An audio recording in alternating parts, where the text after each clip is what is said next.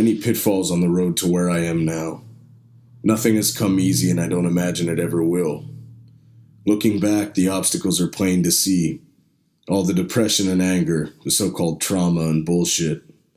Self-hatred, hatred in general, and every bit of insecurity or uncertainty or doubt that dragged at my feet along the way, like the rotten sludge at the bottom of a river made from raw sewage. I got so sidelined by these things that I often felt like a completely dysfunctional human being. A raw, seething mass of hatred, frustration, dissatisfaction, and disgust, with every living thing on this planet, including myself. A wretchedness indescribable. An impulse that expressed itself in socially unacceptable ways. A rage that manifested in broken bones, blood droplets scattering across the pavement in the ears like red prayers. I remember the first time I put someone in the hospital, it came with a sense of elation and freedom that's hard to explain. Something about causing reckless damage to a human being with no end in sight that makes you feel like you've escaped your own species, transcended some primal boundary, or maybe gotten more in touch with the murderous urge that makes us the most human we've ever been. It's hard to say exactly what it was. Since I can remember, I've been struggling with my own perception and understanding of who I was. I was never content with where I was and always felt that there was a part of me that was alien and unknown, even to myself. I was plagued by the questions of how to relate to it, where to fit in, of trying to untangle and understand my bad wiring. The questions remained mostly unanswered. My strategies often did not work. There have been many times where I was defeated in the battle against my lower self. I've lost more times than I like to think about, and it's led me to some very dark and awful times in my life. But there's a reason I'm telling you all this. I'm telling you because I know that negotiating the abyss of who we are and who we have become is something like sailing a ship in dangerous waters with no compass or crew. It can be a lonesome and often terrifying expedition through agony and excess, self-deception, rediscovery, failure, fire, hardship, and death. I've learned a couple of things in my 30-plus years here, and maybe the most valuable ones I've learned are these. No matter how I spin it, or how hard I've ever tried to do something else, I am who I am. Some of it has been my own decision, some hard wiring, genetics, upbringing, and so on. But the man I am today is what I have to work with.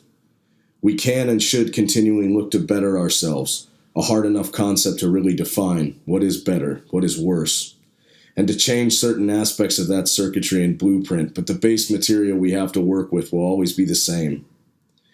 Junger said that we do not escape our boundaries of our innermost being.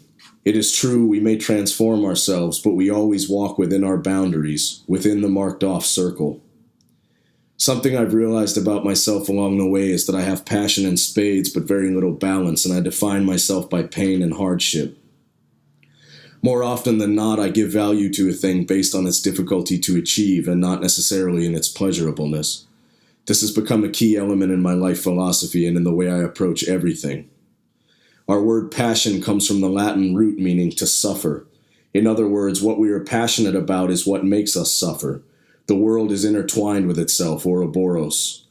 Because of this, true passion has no real balance. It defines itself through suffering, hardship, trial, ordeal. It is always on, and there is no escaping its terrible nature in order to only taste its sweet parts. It must be experienced in total. Therefore, we must use an internal alchemy in order to turn our suffering into our strength, to be empowered by it, not enervated. We must master it in order to gain the keys to those gates that will otherwise remain forever locked and barred to us, concealing kingdoms of power and freedom.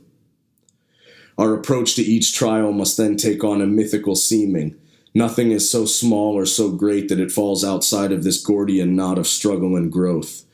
Each task we undertake every day we are alive is an opportunity to experience the holy strife that all life is based on, to overcome ourselves and our obstacles with a drive so ferocious that we excel in all areas and arenas we traverse. Our lives will always seem incomplete. There will always be questions, failures, joy, and grief so overwhelming they will threaten our foundations. We are always walking a labyrinth made of our own experience, negotiating its length and breadth with heart, breathlessly. It is in how we walk it that makes our transformations occur. And though we always may be within the confines of our innermost being, We know that it is not the situation we are in, but how we meet it that truly matters. Transformation and growth can happen, and each time we meet ourselves again, we are different, changed. There is a newness that comes within the endless struggle.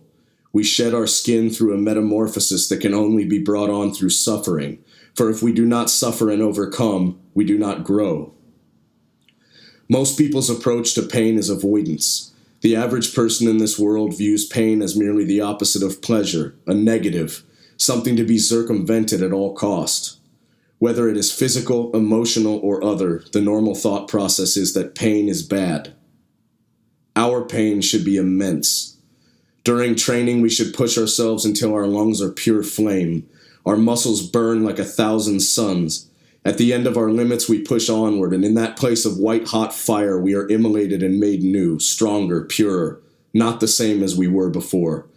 In our lowest moments of spiritual blackness, we must push on, knowing that we are in chrysalis.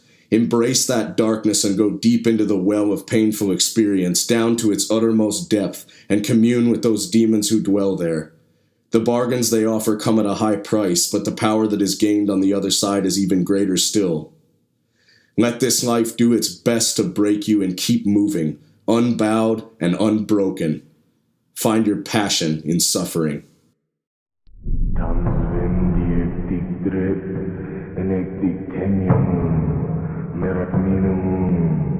Zarskal do ganga, jak guna si nersida na